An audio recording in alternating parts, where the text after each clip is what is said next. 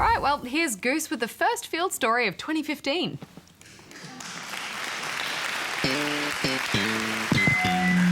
So, what's the deal with comedy games, right? It feels like 20 years ago, almost every game out there was trying its hardest to make us giggle, chuckle, or ROFL, whatever that means. The comedy game felt as much a legitimate category as, say, action or adventure. These days, however, it feels like there are far fewer games dedicated solely to the act of splitting our sides. When compared to other forms of entertainment like film and TV, why are funny video games so uncommon? Well, comedy in games is actually quite hard. Jokes often come in second to mechanics, timing can be off or missed entirely. Not to mention, comedy is also extremely subjective. What tickles one person's funny bone can induce eye rolls and yawns for others. One of the most successful ways a game can be humorous is through the written or spoken word. Kind of like telling a good joke at a party, humour derived from text or dialogue allows for deliberate pacing, clever setups, and witty punchlines. Early text-based games hinged upon crafted humour. Douglas Adams' Hitchhiker's Guide to the Galaxy put players in direct control of the absurd space adventure, delivering dry quips and humorous retorts to standard player inputs. This same witty approach to writing was nurtured from adolescence to adulthood by the talented team at LucasArts, who delivered some of the finest writing in comedy games history, combining sharp dialogue with memorable characters and proving that great humour can link audiences to even the strangest of video game settings. Oh, on second thought, I want to upgrade my package.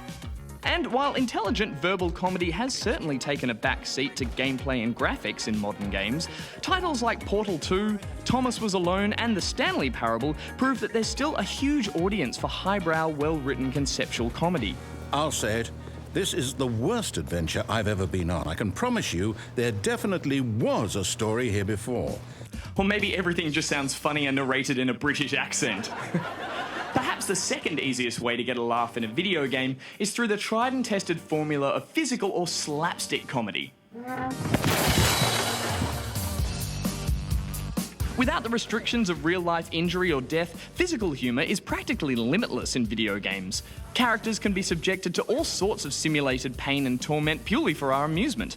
And just like a Saturday morning cartoon, the humour itself isn't derived from the pain or injury suffered, but instead from the ridiculous nature of the situation.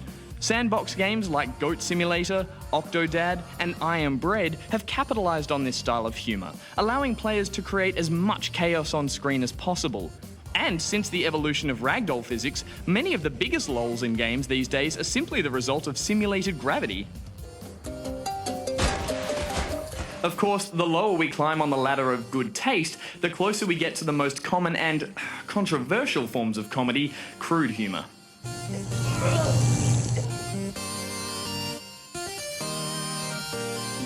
While often disregarded as cheap, lowbrow humour is still one of the most guiltily enjoyed aspects of video games, and it's been experimented with digitally even from the early days.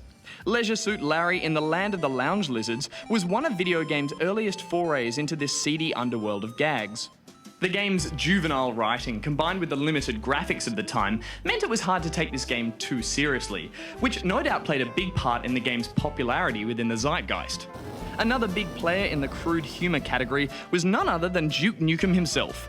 The self-proclaimed king of crass rode a wave of muscle-bound macho shtick through 2 whole decades. Well, is it a gun in my pocket, or am I just happy to see you?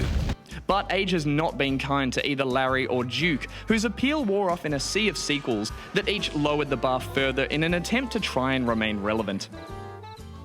Not all crass and crude humour need rely on sexist stereotypes, though. Many old games celebrating the odious and offensive remain as fond memories even to this day. Ladies and gentlemen, once again, the great Mighty Pooh. Now I'm really getting rather mad. You're like a niggly, tiggly, shitty little tag nut. When I knock you out with all my bam, I'm going to take your head and ram it up my butt. Your butt. My butt. Your butt. That's right, my butt. My butt. My butt. And with games like South Park, The Stick of Truth, flying the flag for all things foul-humoured, it's nice to see that there are still franchises out there that can make something as vulgar as crawling through a man's bowels funnier than it probably should be. Make haste to the large intestine. All will be made clear to you then. But more recently, there's been a riskier and more satisfying form of comedy that's aligned itself with games to great success, and that's the edgy spin of satire and parody.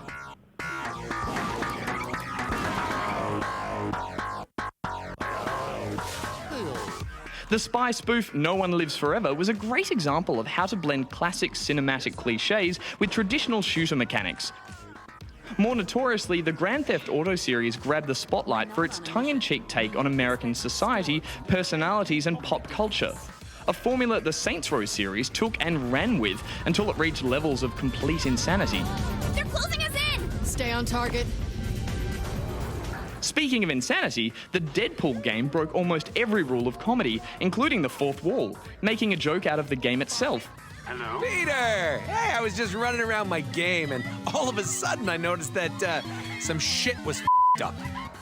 A technique that can create some great unexpected lols, but can also be harmful, such as in the mediocre title Eat Lead, The Return of Matt Hazard, an example of how over-relying on cheap references and self-deprecating humour can come at the cost of an enjoyable game. Who the hell are you? Your worst nightmare. Except in the daytime when you are not asleep. And maybe that's why we don't see as many outright comedy games these days. They're risky. In the famous last words of Shakespearean actor Edmund Kean, dying is easy, comedy is hard. And nowhere is that more appropriate than in video games. That's not to say that humour in games has been forgotten entirely. It just no longer defines a game like it used to. Instead, today, comedy is free to filter through all sorts of genres and infiltrate all different types of games, even if that means doing it yourself. Good night, everybody.